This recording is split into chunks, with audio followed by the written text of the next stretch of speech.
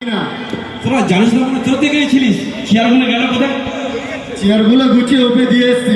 কে চেয়ারগুলো উপরে চলে আসতে বলেছে? ঘাট করে বার করে দেবো মসজিদ থেকে, দেখবি? আরে কাকা, এতে রাগ করার কি আছে? চেয়ারে বসে নামাজ হয় না, তাই আমার চেয়ারগুলো দিয়ে আসলাম। এতে রাগ করার কি আছে? চেয়ারে নামাজ হয় না মানে কি বলতে চাও তোরা? হ্যাঁ, ওরা কোমরে বাঁচা পায়ে লাগা, তাই চেয়ারে বসে নামাজ পড়ে? আরে কাকা, এত ফতোয়া মারার কি আছে? আমরা কেতাব পড়ে এবার হুজুরের কাছ থেকে যেটা শিখেছি সেটাই তো আপনাকে বললাম। রাগ তোর হুজুরের কথা, ডাক তোর হুজুরকে। হুজুরকে রাখতো। আসসালামু আলাইকুম। কি ব্যাপার, মসজিদ আলাদা ঝামেলা কিসে? জি হুজুর, এনারা সারাদিন ভালোভাবে চলাফেরা করে, পায়ে হেঁটে বাজারে যাচ্ছে, সাইকেল চালিয়ে এখানে ওখানে ঘুরছে, তখন এনাদের কোনো কষ্ট হয় না। আর মসজিদে এসে একেবারে প্রথম কাতারে চেয়ারে বসে নামাজ পড়ে। এখন আপনি বলুন হুজুর, চেয়ারে বসে নামাজ হবে কি? না, চেয়ারে বসে তো নামাজ হবে না। উল্টো পাল্টা কথা একদমই বললেন না, ঘাট ধরে বার করে দেব। নামাজ পড়ে আসছি, কেউ কোনোদিন কিছুই বলেনি, আর আপনি দুদিন না আস্তে আস্তে ফতোয়া মারা শুরু করেছেন, নামাজ হবে না। বলেন কি মানে? আপনাদের মহল্লার ইমাম সাহেব জুম্মার বায়না অনেকবার বলেছেন যে চেয়ারে বসে নামাজ হবে না, কিন্তু আপনারা অনেকেই ওনার কথার কোনো গ্যারান্টি করেন না। যদি বিশ্বাস না হয় ইমাম সাহেবকে একবার জিজ্ঞাসা করুন। ওয়ালাইকুম আসসালাম।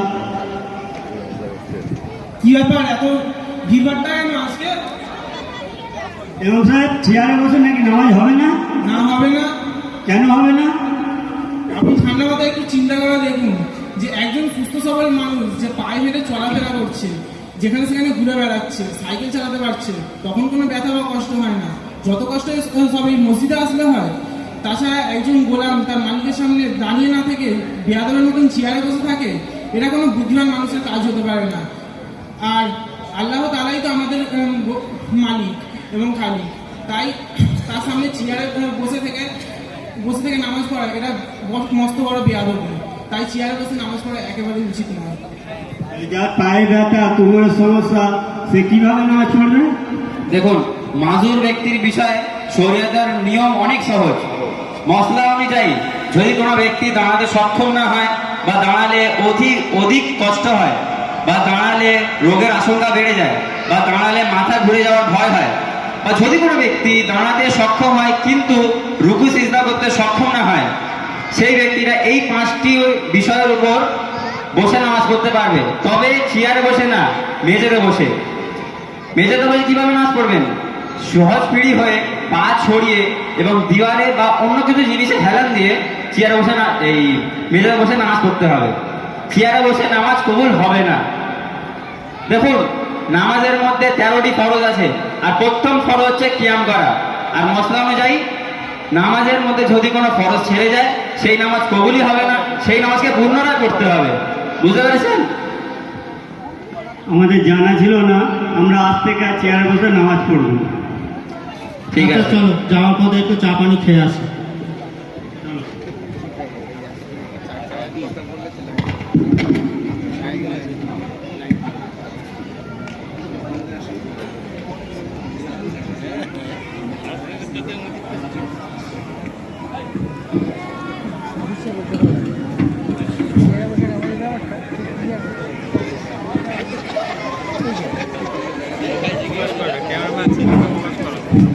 আসসালামু আলাইকুম চাচা। আরে বাবা, কি ভিড় করে বলছিস? একটু জোরে বল, আমি একটু কানে কম শুনতে পাই। আসসালামু আলাইকুম চাচা। ওয়ালাইকুম সালাম। তো চাচা, এখন বগলের তলায় ছাতা আর তলপি তালপা নিয়ে কোথায় চললেন? এই 40 করতে যাচ্ছি। 40? সেটা আবার কি? 40 জানিস না বাবা? খালি দেখছিস দাড়ি আর ভুড়ি বেড়েছে। তো চাচা বলুন না, 40 কি একটু শুনি। তবে শোন রে বাবা, শোন। মানুষ মরে গেলি 3 দিনে করে, 7 দিনে রূহ বের হয়। 39 দিন পর 40 দিনে হুজুর ভাড়া করে এনে খতম পড়া হয়। আবার অনেকেই আবার কবরের উপরে চাদর আর সিন্নিও চড়ায়, মোমবাতিও আগরবাতিও জ্বালায়, আর খুব খাওয়া দাওয়া, ফিন্নি, পোলাও, বিরিয়ানি, পরোটা, গোশ কষা আর অনেক ধরনের মিষ্টি। আমি আর খেতে পারি নে। আর তুই কি বাবা এটা জানিস? আমি এইখানকার সেরা মৌলবী। তাহলে তো চাচা আপনার নাম তো চারিদিকে ছড়িয়ে পড়েছে। হ্যাঁ বাবা, তোর বিশ্বাস হয় না? হ্যান্ডবিল দেখবি? কই দেখি। এনে বাবা দেখ। আপনারা শুনুন তাহলে চাচাদের হ্যাম্বিলে কি নাম আছে। এলাই ভরসা, বিরাট দুয়ার মেহফিল, প্রধান বক্তা সম্রাট কুখ্যাত বিখ্যাত মুন্সি মৌলভী লন্ডভন্ড মাননীয় খফরুদ্দিন খান। তাহলে বাবা দেখলি তো কত বড় নাম আমার। হ্যাঁ চাচাজি, এবারে বুঝতে পেরেছি কে দাড়ি বাড়াচ্ছে আর কে ভুড়ি বাড়াচ্ছে। আরে বাবা কি আর করবো, এই করেই খাই। আপনি যে এগুলো করে খান সবগুলো তো বেদা। কি বাবা খালি বেদাত বেদাত বলছিস? এটা আমার বাপ দাদার আমল থেকে হয়ে আসছে, কেউ কিছু বলছে না। আর তুই কি না কি একটা বই পড়ে এসছিস আর খালি বেদাত বেদাত করছিস। তোর কাছে কোনো প্রমাণ আছে?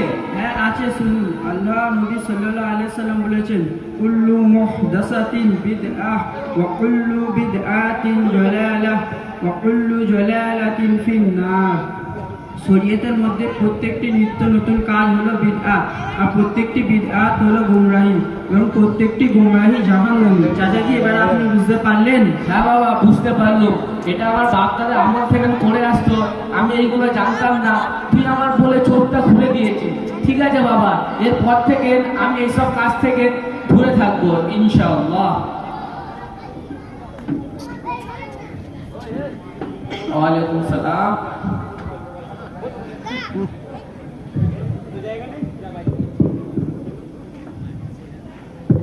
সালাম আলাইকুম হুজুর, এখানে কি করছেন? ওয়ালাইকুম আসসালাম। এই চাচাজির সাথে অনেকদিন পর দেখা, তাই একটু ভালো মন্দ গল্প করছি। আর ছেলে মেয়ে বাড়ির লোকের খোঁজ খবর না নিলে হয়?